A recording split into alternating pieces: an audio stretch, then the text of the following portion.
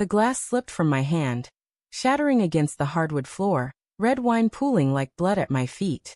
Her words hung in the air, sharp and unyielding, slicing through the haze of her birthday candles still flickering on the dining table. "You said I could ask for anything," Sarah whispered, her voice trembling with a strange mix of defiance and guilt. "I want a night with a player." My chest tightened, the room tilting as if the ground itself had betrayed me. A player. The phrase burned, conjuring images of slick charmers and reckless nights. But it was her eyes, glittering with something I couldn't name, that pinned me in place, unable to speak, unable to breathe. The dining room smelled of rosemary and roasted lamb, the remnants of the dinner I'd spent hours preparing to make tonight perfect.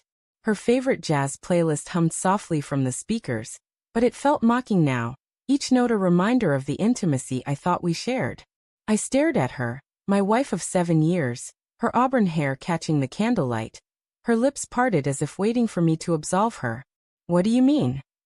I managed, my voice hoarse, clinging to the hope this was some cruel joke.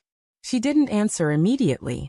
Instead, she traced the rim of her wineglass, her fingers trembling, and I saw it then, a flicker of hesitation, a crack in her resolve. "A player," she repeated, softer now, her gaze dropping to the table. "Someone who lives for the moment. No strings, no promises. Just one night." My stomach churned, while rising as I tried to parse her words. Was this a fantasy? A test? Or had I been blind to something festering beneath our life together? I thought of our mornings tangled in bed, her laughter at my terrible puns, the way she'd clutch my hand during thunderstorms. How could that Sarah, my Sarah, ask for this? I forced a laugh, brittle and hollow. "Is this about that book club you joined? Some spicy novel messing with your head?" I wanted her to laugh too, to roll her eyes and call me an idiot, but she didn't. She looked at me, her green eyes glassy, and said, "It's not a book, Tom. It's me. I need something else. Just once." The words landed like a fist, knocking the air from my lungs. I sank into the chair across from her, the room shrinking, the walls pressing in with the weight of her confession. The next hour blurred. I asked questions, stupid, desperate ones. Who was he? Did she already know him? Was it someone from work? She shook her head, her answers vague, maddeningly incomplete. "It's not about anyone specific," she said, twisting her napkin into knots. "It's about feeling alive. Like I'm more than just a wife, a co-worker, a checklist." Her words stung, each one a tiny betrayal, unraveling the life I thought we'd built. I wanted to scream, to demand why I wasn't enough, but fear held me back. What if her answer broke me completely? The house felt different now, its warmth tainted. The creak of the floorboards, the faint hum of the refrigerator. They were too loud, too real, grounding me in a moment I wanted to escape. I replayed our years together, searching for cracks I'd missed. There was that night 6 months ago when she'd come home late, her cheeks flushed, claiming a work dinner had run long. Or the way she'd started locking her phone, something she'd never done before. Small things easily dismissed then, but now they loomed, jagged and accusing. I stood, pacing to the window, the city lights blurring through the glass. "Why tell me this?" I asked, my voice cracking. "Why not just do it? Why make me part of it?" Sarah's breath hitched, and when I turned, I saw tears streaking her face. "Because I love you," she said, her voice breaking. I didn't want to lie. I thought, maybe you'd understand. Understand? The word was absurd, a cruel twist of the knife. I loved her so fiercely it hurt, and yet here she was, asking for permission to shatter me. The night dragged on, each moment heavier than the last.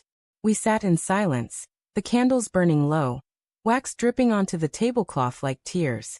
I wanted to hate her, to storm out and never look back, but love is a stubborn thing, clinging even when it should let go.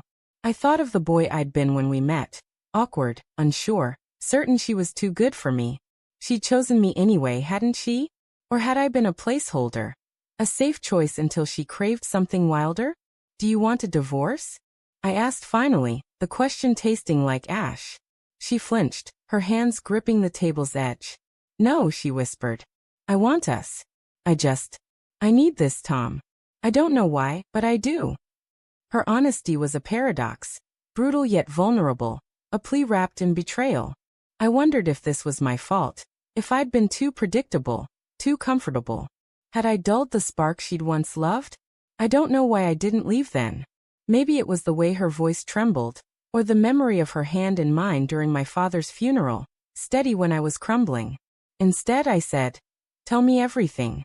No more half-truths." She hesitated, then nodded, and the story spilled out. A colleague's friend, a charming stranger at a bar last month, a fleeting conversation that left her feeling seen in a way I hadn't made her feel in years. There was no affair, not yet, but the desire was there, a seed planted and growing. The air grew thick with her words, each one a weight on my chest.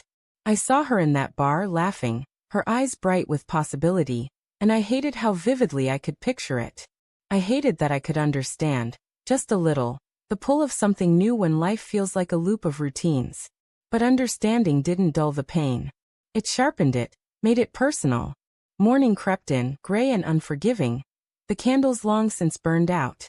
Sarah reached for my hand, but I pulled away, the motion instinctive. "What now?" I asked, my voice barely above a whisper. She didn't answer, and in her silence, I saw the truth.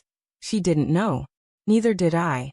But as I looked at her, exhaustion etched into her face, I realized the betrayal wasn't just hers.